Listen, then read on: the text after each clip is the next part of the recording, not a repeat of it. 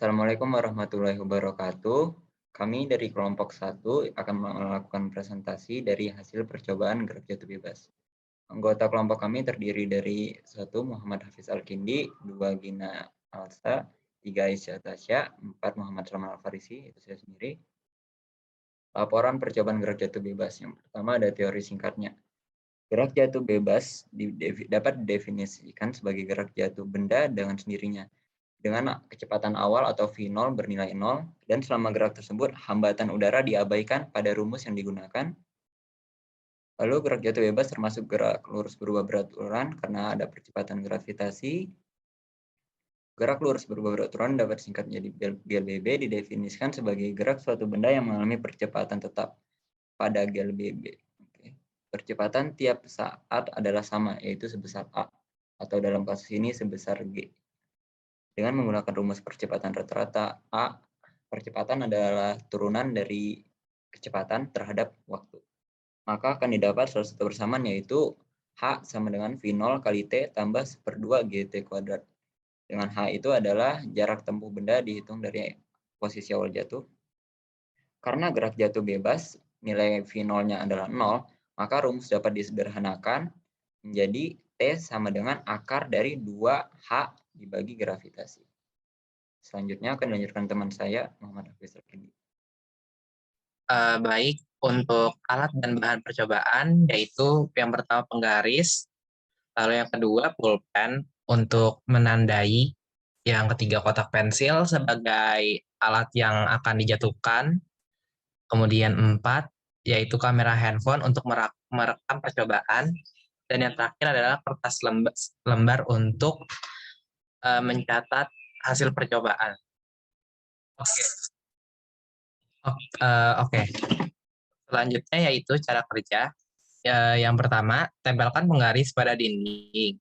Kedua, bagilah panjang penggaris menjadi 3 bagian dengan memberi tanda menggunakan pulpen.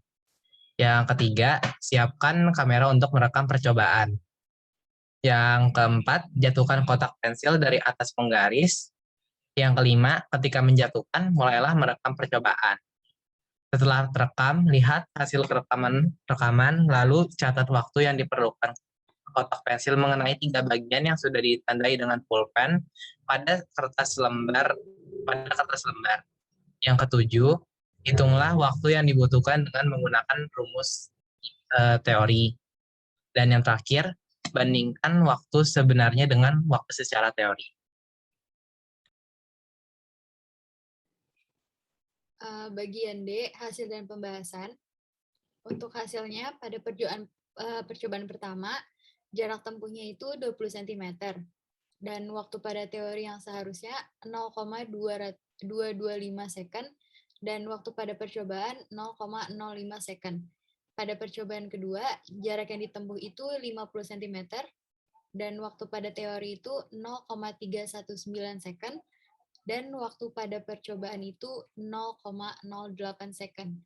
Dan pada percobaan ketiga, jarak yang ditempuh itu 75 cm, dan waktu pada teori 0,391 second, dan waktu percobaan adalah 0,10 second. Pembahasan. Setelah dibandingkan antara waktu teori dengan percobaan, terlihat sangat jelas bahwa perbedaannya sangat besar. Hal-hal yang menyebabkan perbedaan yang sangat besar ini adalah yang pertama, human error, yang kedua, keterbatasan alat, yang ketiga, dan hambatan udara.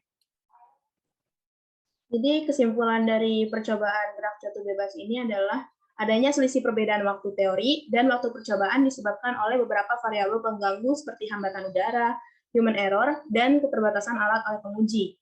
Faktor pengganggu pertama adalah hambatan udara. Pada rumus yang digunakan, hambatan udara diabaikan, sedangkan dalam percobaan terdapat hambatan udara. Faktor pengganggu kedua adalah human error. Terdapat selisih waktu saat benda mulai jatuh dan saat penguji menekan start. Faktor pengganggu terakhir adalah keterbatasan alat. Alat yang digunakan penguji kurang spesifik dalam mengukur waktu percobaan. Agar mengurangi faktor pengganggu ini, maka alat yang digunakan harus lebih spesifik, ketelitian dalam melakukan percobaan, dan mengganti alat yang dijatuhkan dengan alat yang berbentuk lebih datar dan padat tanpa adanya ruang hampa sedikit pun pada alat yang akan dijatuhkan. Itu saja dari kelompok kami. Oh ya, di ini ada dokumentasi percobaannya. Sekian dari kelompok kami. Terima kasih. Wassalamualaikum warahmatullahi wabarakatuh.